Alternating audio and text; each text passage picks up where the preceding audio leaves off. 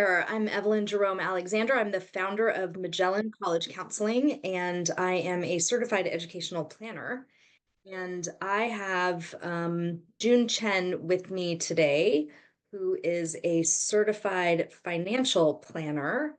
Um, and he is going to share a whole bunch of great information with us about 529 plans. So I'm just going to say a couple things really quickly before I hand it over to June. And for the people who are with us live, I'll just say this one more time.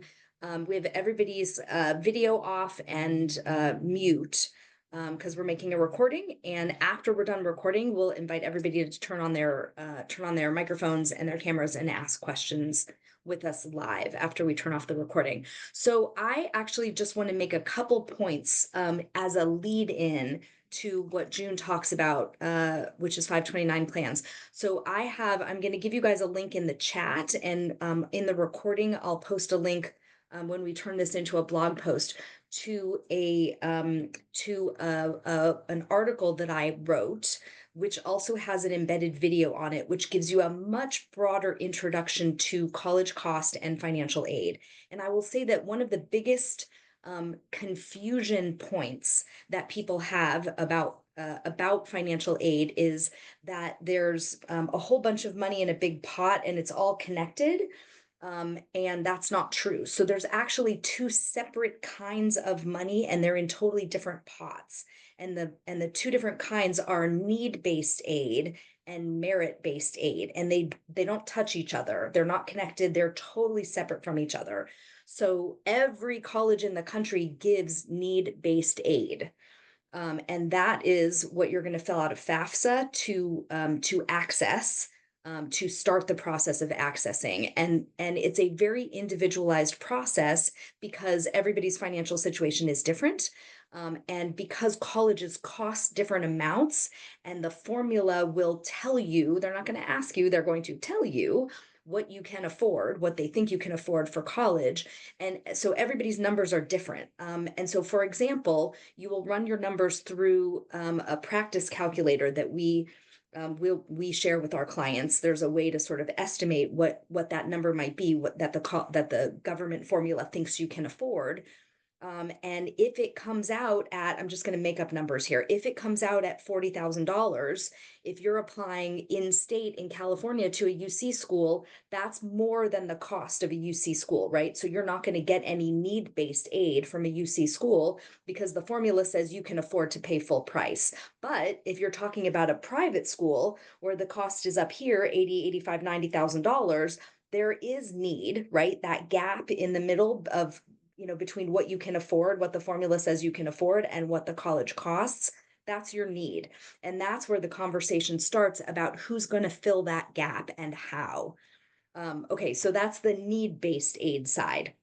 Now, if you are very fortunate and you have lots of money socked away and you own your home and maybe a second home and your income is nice and stable and high, or you're a two-income family, and the formula comes up with a number that's really high, like more than what the colleges cost, but you don't want to pay that amount of money, then we have to talk about merit-based aid. And not every college gives merit-based aid. So this is where there's a lot of confusion and a lot of frustration, because a lot of parents say to their kids, you got to get good grades and good test scores, and every college is going to throw scholarship money at you. The reality is they won't, because there's a lot of colleges that don't give merit-based aid. They prioritize putting their money on the need side. So this is something that you have to investigate as your child is making their college list. Because if you do not want to pay $85,000, $90,000 a year for college, there are lots of colleges that will be happy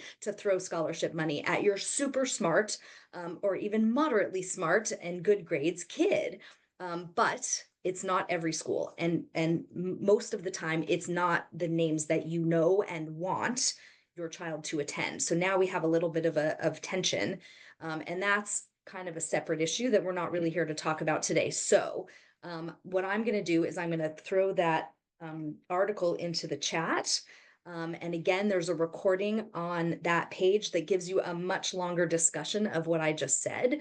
But for today, I'm very happy to introduce Jun Chen, who is going to give us all sorts of details that we need to know about 529 plans. And what I'll do is I'm gonna let June give his presentation, and then I will probably ask him a couple questions that I get all the time from clients. And then, like I said, we'll let the people who are here today ask him questions as well. So, June, thank you for being with us, and tell us what we need to know about 529 plans.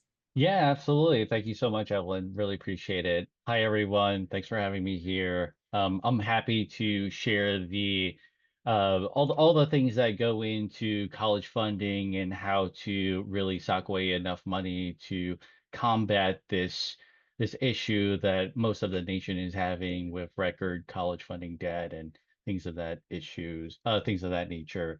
So, with that being said, I'll share my screen just to see if it goes through. Okay, perfect. Okay, so today we're going to make a segue from Evelyn's company, which is Magellan College Consulting, into what Fidari Wealth is doing.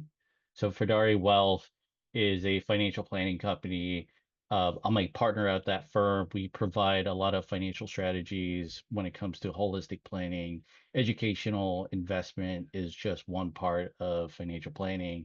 And, we take a look at things from a very holistic perspective, right? So Evelyn has such a substantial breadth of knowledge when it comes to the qualitative aspect of college planning, and we provide that financial expertise. All right. So just to tell you all a little bit about myself and my background, I'm a certified financial planner. For those of you that don't know what that is, a CFP is essentially the gold standard of financial planning. We go through a rigorous amount of training, and we also follow a very strict fiduciary standard when it comes to taking care of our clients, right? And I've been in the industry for about 13 years. I help a lot of clients plan out all their financial goals. We're actually one of the few companies nationwide to incorporate tax planning, investment planning, and estate planning in our financial plans. So it's a great added benefit. And college educational planning is just one piece of it. Is actually one part that funny enough, we don't charge for. So, kudo added bonus for everybody. Okay, so this next part, we're going to dive into it all. The first part, we're going to go into the different funding options that are available to you. So, part of today's webinar is that we're going to debunk a lot of the myths that you hear out there. There's a lot of noise on what you should buy, how to fund the college expenses for your kiddos, and we're going to go through all of it, go through the most optimal choices so that you can make your best decision. Okay, so I'm actually going to work backwards in this screen. So let's start out with the Roth IRA. So a lot of people actually come up to me and ask, hey, can I utilize portion of my Roth IRA to fund for college expenses? And the answer is yes, you actually can. However, is it recommended? Probably not. So college educational expenses is actually one of the things that the IRS exempts a penalty for. So you don't get penalized if you use part of your Roth IRA to fund college expenses, which is great. But however, when you remove the funds from your Roth IRA, unfortunately, that money doesn't grow anymore, right? And you want to utilize the Roth IRA as much as possible because that's actually one of the few investment vehicles that allows your money to grow tax free, right? So you want to keep your money in the Roth IRA as much as possible. So try not to use that part. So I'm going to go to number 5 now, which is life insurance. You're going to hear this a lot, and you're going to come across a lot of insurance salesmen and regular financial advisors who are trying to sell you an insurance policy. And they're going to say, hey, if you want to fund your college expenses for your kids, then try utilizing a life insurance policy. I would personally highly recommend against that just because life insurance ends up being quite costly, right? So, you have to think about it from a consumer point of view. The person that you're sitting in front of, like let's say hypothetically a life insurance salesman, the way they make money is by selling you life insurance, right? So of course they're going to tell you to purchase life insurance for any type of use. So I would highly recommend against it. Try not to utilize a life insurance policy. Okay. So number four, investments, right? Some of you or most of you probably have an investment account, and over time it'll continue to grow and you'll probably be tempted to use it for college expenses. You certainly can. Just be sure that you keep in mind your tax implications, right? So some of you might have ESOPs, stock options, things like that. Just keep in mind of the tax implications so that you don't bump yourself up into a next tax bracket by accident. All right. Now for number three, UTMA. So for those of you that don't know what a UTMA is, it stands for Uniform Transfers to Minor Act. It's a type of account where essentially it acts as a mini trust. So some parents love to sock away money for their kids as a type of trust fund, right? So they typically utilize this UTMA to kind of pass along some assets, let it grow over time. Now, it's certainly appropriate to utilize this type of account, right? However, for college funding purposes, I would recommend against it because if you start funding a UTMA too much, it actually counts as a asset in your kid's name. So that actually dings your SAI index a little bit, a lot more than, let's say, an asset that's in your own name. So your kids' assets, when your college is determining how much your family can afford to spend for college education, the UTMA actually counts as a big dinger versus a asset that's in your own name, such as a 529. Okay. So some of you might be familiar with a Coverdell as well. So a Coverdell is actually a type of account that you can utilize for educational expenses from K through 12, right? So this is one of a kind account and it's limited to $2,000 of contributions per year per beneficiary. So let's say that I want to put away $2,000 for my son who's 9 years old. My mom cannot put an additional $2,000 away for my son. It's limit of $2,000. Okay. So it's great for use if you plan to send your kid to private school from K through 12. It's great. Right. Now let's go over a 529, right? Now 529 is a more updated type of account versus a Coverdell. The 529 type of account is actually a lot more expansive in their uses in the current years versus prior years because the Congress has been passing a lot of laws to allow you to use it for other purposes.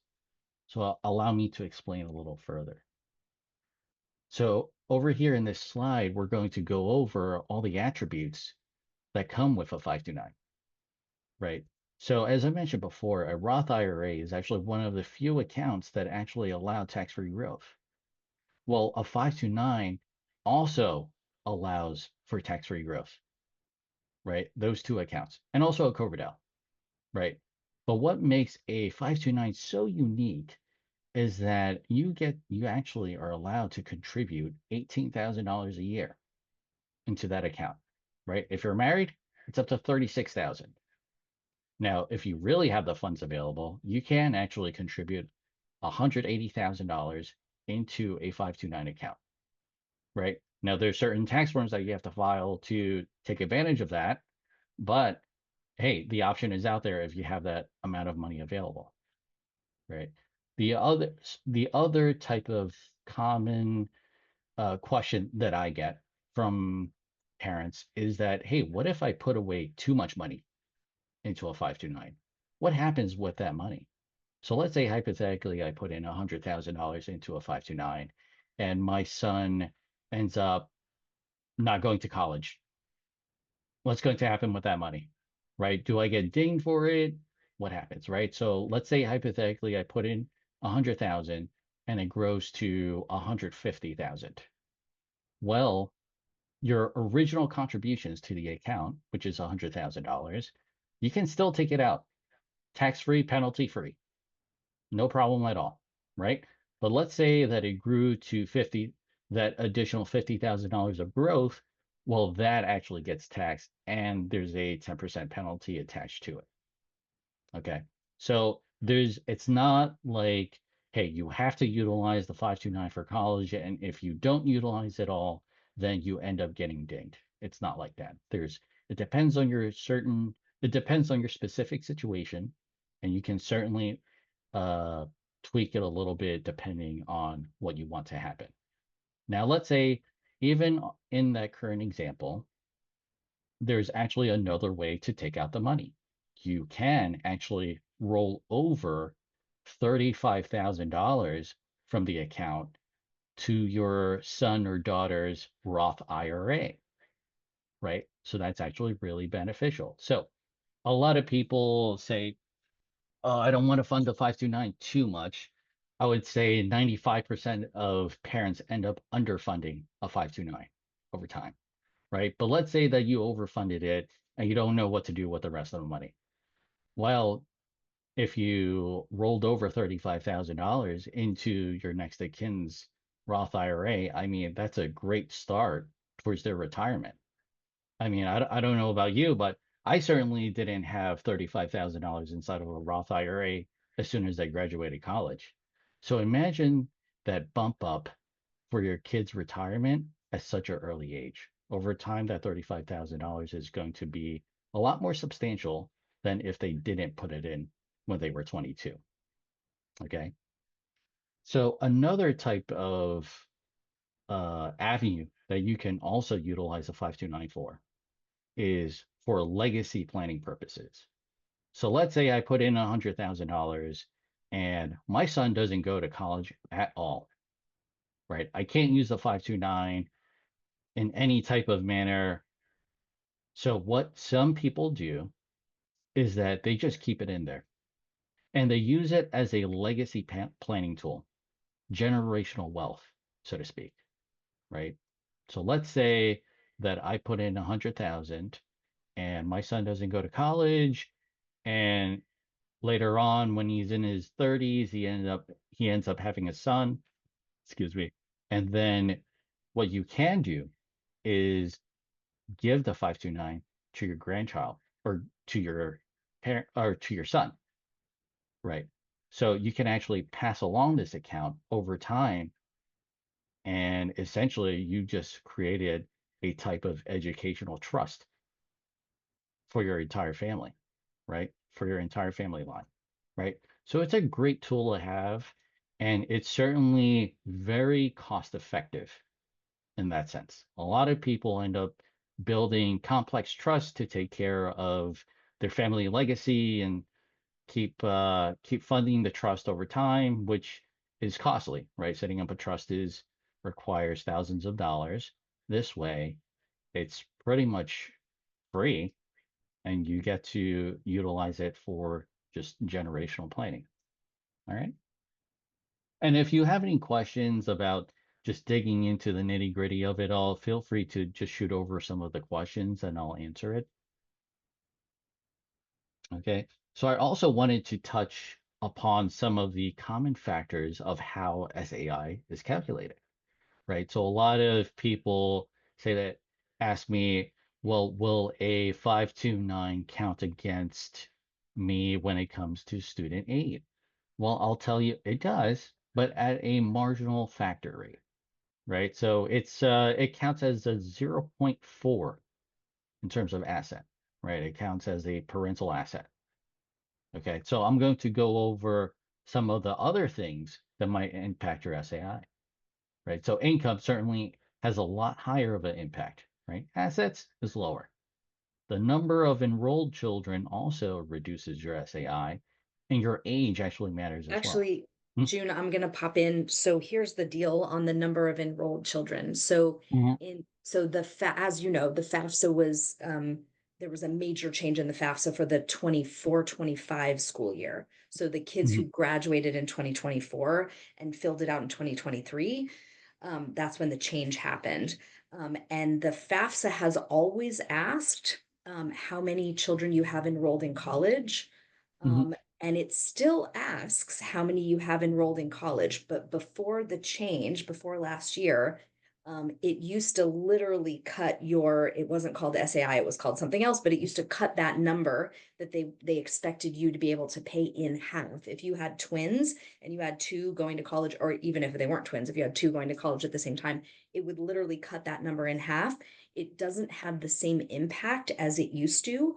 So it doesn't actually, having two kids in college doesn't actually reduce your SAI anymore the way that it used to. However, as people will learn when they watch the longer webinar that I posted in the chat, there are two different formulas that colleges use. One is called the federal methodology. That's the formula that the FAFSA uses. And that's the SAI, which is Student Aid Index. The SAI is a result of your filling out the FAFSA. But there are some colleges, and I'll post a list of, it's a couple hundred schools that require additional information to on top of what you give to the FAFSA. And that's called the institutional methodology. It's mostly private schools that require that additional form called the CSS profile. I'm sorry, we speak in jargon. It's just what we do. Um, but what our experience, and again, we're only 1 year into the new FAFSA and the new process, but our experience has been that the schools that use that additional form, the CSS profile, have been taking into account if you have a second child enrolled in college. So they're being a little bit more forgiving than the federal formula is. Yep. Yep. And there's so much changing, and especially this year, it's just really tough to get a grasp on the whole aspect of what they're actually going to calculate this whole formula on, right? Yeah, that's a great segue. Thank you, Evelyn. And so that brings us into the next part, right? So in terms of income, this is a really important part. There's a 2 year look back on income, right? So what's the strategy when it comes to distribution from your accounts, right? So let's say hypothetically, I have a 529 account and my son ends up going to freshman year of college. Is it going to be appropriate for me to distribute from that account right away? Well, I would say it depends. But when you distribute from the 529 account to your sons or daughters to pay for college, that actually counts as income, right? So you actually want to hold off on it. You want to wait till they're in their junior year to distribute from a 529 account. That's going to provide the most added benefit because if you think about it, if you go into a junior year and you distribute the income that way, well, you only get dinged 1 year, right? Which is your senior year. You only get dinged, but don't you get dinged for having money in the account for your first 2 years anyway? Hmm. But it counts as income. Oh, it counts as income. Oh, yep, Hmm. understand. And income weighs more than assets. Okay, all right, Right. that makes Yep. sense. Yep, Yep. got it. Yep. And I'll speak about it in a little bit on who is the best person to own the To actual own, 529 account. that's one of the biggest questions I get. Yep. And we'll dive into it. But I'm sure a lot of you are kind of spread out through the US. So this is a great map to have. It kind of allows you to see like who also has a additional added benefit to a 529. So most of you know that a 529 provides tax-free growth, right? There's actually an additional added benefit if your state is in either the blue or the green. You actually get a state tax deduction when you contribute to your 529. Now, the deduction amount depends on the state that you're in. Okay, so speak to your financial advisor on where you live, your state of domicile, and then they can figure out how much deduction you actually get, right? So another great added tax benefit to a 529. Okay, so this part, who should own the account, right? I would say the answer depends. So in this in this drawing, you have the parents in the middle, you have the grandparents on the left, and you have a ambiguous family member on the right. Okay. So when it comes to the parent and the grandparent, I would say who should own the account would depend on your individual situation. So let's say that the parents typically are in their highest earning years when they have kids. Let's say that you're in a really high tax bracket of 28 or 32% federal, then and you have a state tax benefit, you might as then it might make sense for them to hold it, right? Because whoever holds the account gets the state tax deduction for it. Now, if you let your parents hold the account, they will get the state tax deduction for it. Now, here's a good caveat. For those of you that still are lucky enough to have your parents around, if you have your parents hold it, well, it actually doesn't count as an asset in the parental sense, right? So you, when your kids go to college, it actually doesn't count as part of their SAI. So that's a great way if you still have grandparents. Well, if you still have parents, right? And in another area, let's say you have a sister or a brother that doesn't have any kids and they have no use for a 529. Well, it might also be a good benefit to ping them and see if they want to hold the 529. Now, keep in mind, you have to trust them, right? Because they are the actual owners of the account. Okay. So don't go to a uncle or a third uncle that you never spoke to who doesn't know how to handle money and runs into a lot of financial trouble. It might not be the best idea in that sense. But hey, if they're a responsible adult and you trust them, it's certainly okay for them to hold the 529 account and it just won't count as a parental asset when your kid applies for college, right? So this next slide is actually going to um, be a good segue. So the answer was it depends, right? Who should own it? Now, it depends on a lot of things, right? It depends on the state of residency, right? So back to that chart before where all the blue and the green lit up. So it depends if you get a state tax benefit, if there is a state tax benefit, and then if you're in a high income bracket in those state taxes, that's also going to matter as well. So speak to your financial advisor on your specific situation. They're going to be able to kind of model it all out on who's going to be better holding the account. Okay. So this is another question that I get. So divorcees, right? So 50% of everybody in the US kind of goes through a divorce, right? So it's a big number. So this is certainly a topic that might be beneficial for some of you, right? Just adding on to this particular slide, so the assets of the custodial parent, and these days they with the new FAFSA they've sort of changed the definition, and it's not really about where the child lives, more 50% plus one of the time. It's actually about who is funding the child. And that's who they consider the custodial parent, is whose money is paying for the child's expenses. Mhm. However, that's again only for the FAFSA. So if we're talking about the wealthier schools, is really the truth. The private schools who are requiring the CSS profile, most of them do ask for both parents, even if they're divorced, and they have set it up. They've set the input system up such that each of the divorced parents can enter information and not see what the other entered. So there's a little bit of confidentiality involved, but that Yep. they maintain. Yep. So some bit of ambiguity, Yep. right? But I would say it's going to depends on if the college is going to consider the assets of both or just the parent that's providing the most type of funding for the child's way of life, right? But in certain situations, if the college doesn't count the asset of the person that's not the custodial parent, well, it might be a good added benefit for the ex-spouse to hold the 529 if you trust them again, right? So you have to make sure you trust them and they're not going to touch the 529 account. So it depends. Okay.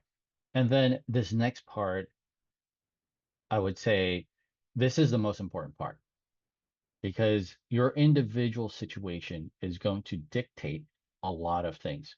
The 529 account is certainly a great benefit for whoever's involved, right? Because you get the tax-free growth, you have it grow as much as possible, you get to sock away a pretty substantial amount of money, right? But let's say we wanted to dive into the nitty-gritty of it all and we wanted to go through, hey, what asset allocation should I pick? Right? So nowadays, the 529 accounts actually have target portfolios. So you just enter in the age of your kid, you pop it in there, and they'll give you the asset allocation that's appropriate for your portfolio, right? Makes things really simple, and you don't have to do a lot of the legwork when it comes to investment management. Now, this is going to depend on the company that's sponsoring the state 529 because there's a lot of different companies that sponsor different states. So you have to check with them. Some companies are better than most, some companies are really expensive, some companies are cheap.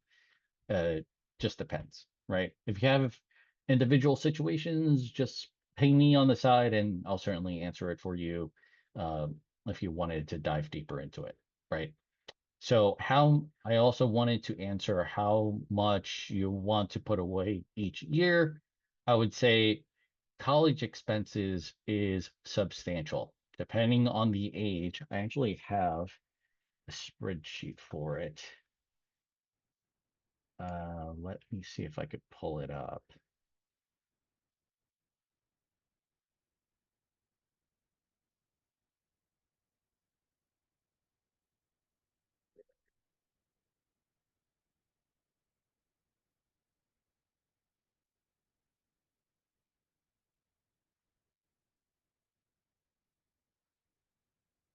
These are the college expenses. If you take a look over here, it's substantial, Oh, wow, wow. right? That's So crazy. if you're a newborn, I mean, we're taking a look at this, Wow. right? Is that adjusted for inflation? Let me see. I'm pretty sure they adjust inflation in here just because of the time difference between Yep. a newborn. So yeah, I would say so. So even if you have like a 12-year-old, so what is that, sixth, seventh grade, seventh, eighth grade? We're looking between Private is 324. 250. Public is about $80,000 cheaper. Yep. And if you go public in state, it's around 138. And obviously, depending on what state you're in. Right, right. Some states are certainly more But those expensive. numbers are, I mean, I'm looking at the numbers for, I mean, our, the UCs are just about 41, $42,000. So And the for in-state, mhm. And college expenses actually inflate at a much higher rate they have than been. regular inflation. It's Yeah. been like 4 or 5% a year consistently. Yes. Yes, absolutely. There, interestingly, this is sort of tangential, but there are some colleges where when you enroll, they give you a 4-year locked in rate. Massive That's a great discount. added benefit, Yep, yep, and I would I would take advantage of it. yep, yep, yep. Yeah. Yeah. Some states actually allow um a type of prepaid program. Yes, yes, yes. Yeah, but it's not that common. So Right. there's only a couple of states that allow it Yep. and it it's not as beneficial as the 529 plan because you have to go to that state or the Yes, benefit goes correct. away, right? Well, my Florida, I know Florida has a prepaid, and my experience has been with Florida kids, if they go to school outside of Florida, their parents can withdraw the funds, but they don't get all of the interest, or I think they Hmm. can get their principal back, but they don't get all the interest on it. Yeah, Yep, exactly. So imagine if you definitely. paid into account for Yeah, 20 years and you yeah, only get the principal back with yeah, zero that would be growth. frustrating. Yeah, Yeah. So the 529 is certainly the most flexible type of account that you can have. yeah, And it's going to provide just a substantial amount of growth because if you had the opportunity to invest in the stock market, for those of you that have experience in this area, you'll know yeah, that over the past 10 years, it's averaged about 10% or 9% growth every single year. So even if you socked away a decent amount of money and you get 10% growth, I mean, that's a pretty good number over the course of 18 years. Yeah. So I'll leave it at that. I'm sure I talked everybody's ear off. It was a lot of information it's a coming lot at of you all. information. Yeah. Yeah. So let me stop right there. So Uh, here's what let's do. We're going to stop the recording. So if mm, you have been watching on the recording, if you have questions for June, I will make sure that his contact information is linked in the blog post, as well as mine, of course. And we hope you got some great information from this. Thank you so much.